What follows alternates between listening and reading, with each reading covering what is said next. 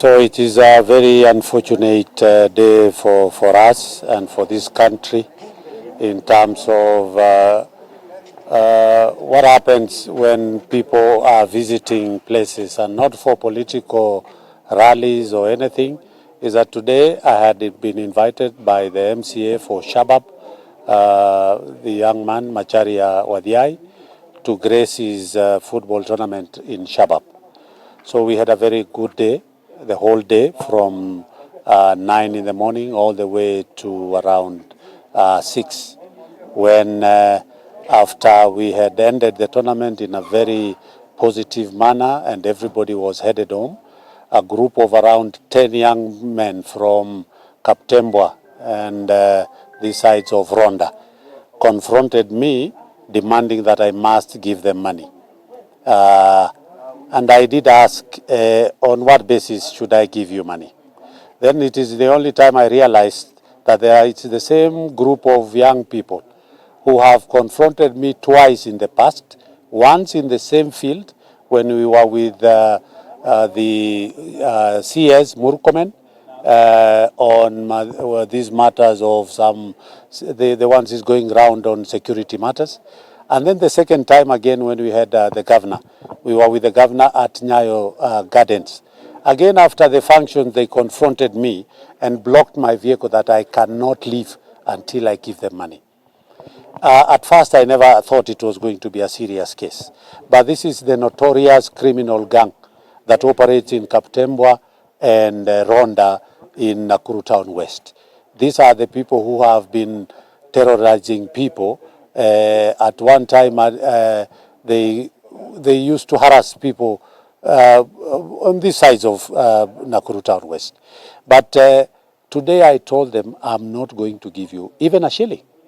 But what surprises me most is that there were 3 uniformed police officers who are there, that these goons just blocked the gate and they told me I'm not leaving that ground until I give them money.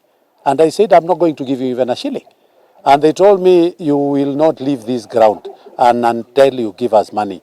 And I said, I'm not going to do, because I told them, I never invited you to this tournament. I don't know who you are. But it's the same character of boys who they had confronted me again, as I've said in the past, twice in the past, on matters to give them money. So they blocked the gate. It was only that I had some few boys with me. They were able now to overpower them, and we opened the gate. And upon opening the gate, now realizing that we are leaving, all the 9 boys got out some visus, and everybody now was running for their lives. And it is at that time that they punctured my rear right wheel so that I could not be able to move. But fortunately, my boys were able to get me into the vehicle. But in the process of that process, my wife was on the other side trying to get into the car. So she had the bag, because they were seeing the bag that the money was coming from. So they got hold of of my wife on the other side, and they grabbed the bag and took away with the money. So today I'm here. I went to Central. I managed after that. After puncturing the wheel, I went with a flat tire for almost up to, of course, for safety reasons, up to around Bontana area. That is where I parked the car, and then I went to Central Police Station to report. And I was told, you cannot report here. Go to Kaptembwo Police Station. So this is the place where I came. But it's unfortunate that police are there, people are drawing knives, and there is nothing that the police were doing. It's shameful. And for any person, was it not for my boys that I was with? If it was just another person, he wouldn't have gotten out of that place. Maybe there would be some 2 or 3 deaths. So they managed to get away with the bag that had some money. I cannot be able to remember exactly how much out of the amount of money that I had spent during the day. So I have come to Kaptembwo Police Station to report, and I have done an OB, and to report robbery with violence, because these are the same people who have been doing these criminal activities in this region. So I'm here to report a criminal violence, robbery with violence, and I've reported that. I had started to record, but the DCI from this region said they want to go and visit the two vehicles. They smashed my vehicle, punctured the rear wheel, the rear right wheel, and broke my one of the sliding door window, and the car has some marks of stones. And then my bus that usually carries a few people that we go for sports together. And it is mostly women and elderly people within my office. They smashed the windscreen and two of the side windows of the bus. So I'm here to report the robbery with violence, and action must be taken. And I'm not going to relent on this. That these people, I know them because I have seen them. I don't know them by name, but physically I can be able to identify 6 of those people who are harassing me. And they did that in Nyayo Garden. Now they have done that again now for a second time. So I'm just asking, as I've reported, I will bring witnesses because I have enough witnesses who saw, including the deputy OCS of Kaptembwo police station, because he was there seeing what was happening, including even when they were drawing the knives. He was there doing, and of course, instead of, all I expected is at least shoot in the air so that we can be able to, we could be able to scare those boys who are doing that. And they followed me for almost 100 meters on their motorbikes. So it is very unfortunate that this is happening, that people can draw knives, you cannot be able to go. In fact, some of them were telling me never to step in Kaptembwo. And I told them Kaptembwo is within this country, the Republic of Kenya. I will be there. I will be coming there. And they cannot be able to stop me. Otherwise, if we start this madness, then, and I didn't want to, how I wish I had walked with my boys, we could have been able to protect ourselves.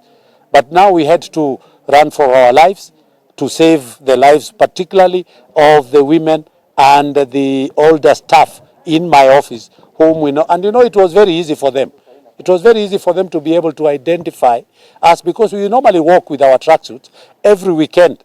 Like tomorrow I was supposed to be in Naivasha, and I cannot be able to go because the vehicle that I normally use now is already, it cannot, with a broken windscreen. We have been to almost all the other sub-counties, trying to preach peace through sports. And that is what we were doing in Shabab. We told the young boys that it is through sports that brings us together. And we were encouraging them to continue, doing sporting activity, one, so that they can be able to make a living out of it as professionals, and 2, to pass time, and 3, cohesion, to bring people together. So we cannot allow goons to continue the madness that they are doing.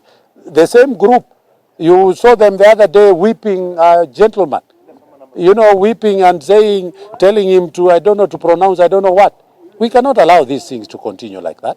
So as I'm asking the DCI and the police to take action for those people, and I've said we have enough witness for us to be able to sustain a robbery with violence case, because that is exactly what happened. Because when I went even to Central Police Station, I was asking them, give me a police vehicle for me to go to Kaptembwo. I cannot use again a personal car to go back to Kaptembwo. And then the police kept parking me there for an hour. So I decided to get my security people, the 2 boys that I usually go with, and I told them, now let us go to, and in case of anything, then you will be able to protect me. So we came with a personal vehicle. After 1 hour waiting at Central Police Station to be given a vehicle to come and do the reporting. So it's either they wanted me either to delay me, or maybe I shouldn't come to Kaptembwo to do the recording, which is not fair. So they have injured a young man called Collins on their way to come and grab the bag that had some money from my wife, and an old mzee, after shattering the windscreen. It is just not right. And we are asking the DCI and the investigating department to take action. And these people must face the full force of the law. Otherwise, if we continue allowing them to continue, one of those crooks, I'm told at one point he ran away with the handcuffs and only for him to be released again later. How then do you run away with the handcuffs? And then again tomorrow, you have this crime, you have the other crime, because we will be pursuing to see how many other criminal activities have been reported in Kaptembwo and no action has been taken. So it is our responsibility to see that any report, criminal report or activity reported in a police station must be followed to the fullest and to its conclusion, and so that these boys can stop this madness. If we start like this, then what happens to an ordinary Kenyan? I'm not saying that because I'm a member of parliament I should be given some special, because I will protect myself if the police are not going to protect me. Because I expected the three uniformed police officers who are there to protect us from these criminal people. And one of them was saying clearly that I'm the one who has punctured that tire without shoot me. Huh? I mean, we can't allow this. We want the law to take its course, so that we can be able, this madness can be able to stop. Thank you very much.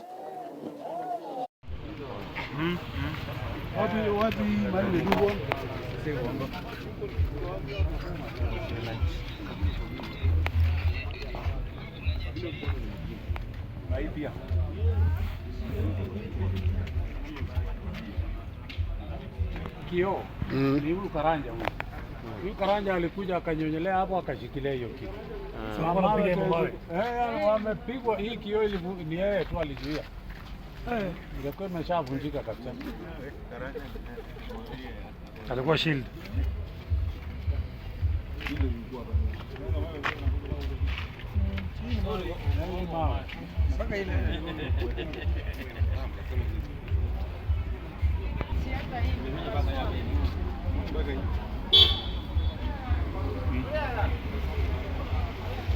Kina nani? Unajua alipodunga. Wote hiyo gari imedungwa mguu. Sasa hiyo mimi nimeingia kwa gari. Ndio wakaona tunaenda. Ulikuwa na drive. Si ndio wanadunga sasa hiyo wamedunga mguu. Sasa wakaniambia watu wametoa visu. Sasa ni kila mtu anikuhepa. Ina Karanja ndio wananishield niingie kwa gari. Si ndio nao wamepita huko wamepita na bagi ya mtu. Walikuwa wamechukua bagi. Sienda nayo bagi. Huyu wala chochote kwa mkono tupu.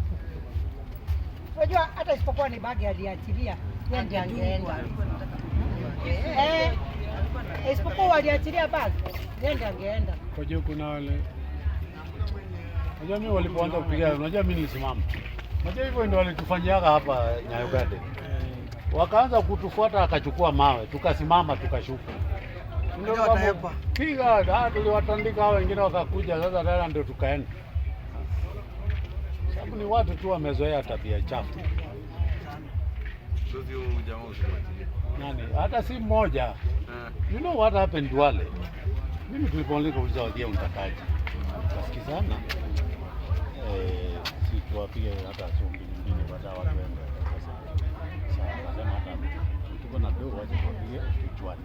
So nikaambia watu hii endane pale. Wewe kama unajua ni mtu mzima na uko na ingia kwao. Watu wakaingia wote.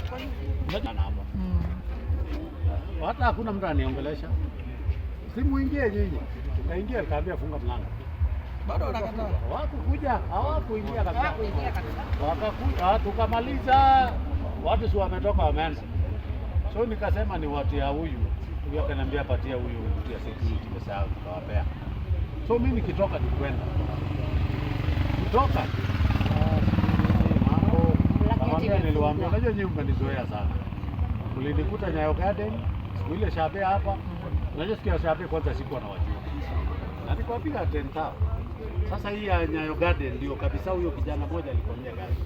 Akamwambia mimi hakuna kazi na kuna ushuku. Akakataa kabisa, tulienda naye mpaka ile club ile ile nini hapo mbele hapo hii ya posta hii. Tukashuka, tulitandika na tukaenda, tukamwacha hapo. Same guy. So leo nilimuona na nikamwambia, unajua nyinyi mmenizoea. So tukitoka unajua ulienda kwa gate wakafunga, sema utoki hapa. Nikaambia nani hapa tutatoka mchanganyana. Na hakuna mtu na tukaenda kina Karanja nani wakawafuruga wakatoka. Sasa tuje kufika nje ndio hizo mavisu sasa. Ya ile empowerment hiyo ile milimani wakazushiana na Saddam sana. Kwa sababu ile kisanga ya hapa. Na Saddam akamwambia sisi tutawatandika na ngapeana hii bunduki kudila wewe. So tukazushiana wakaenda. Leo nilipoangalia kama najua na leo nikamwambia tu leo wenyewe tutapambana na huyo. Ati huwezi kanyaga utakanyaga Kaptembwo na ndio huko Kaptembwo ndio mama. Huko bana mimi nitakuja na nikesho. Kama tukizozana hizo zingine weke guard ndio maana nilikuja kwa stage. Hata nikamwambia alisaidiana nini gani sasa itabidi wale lolo naitwa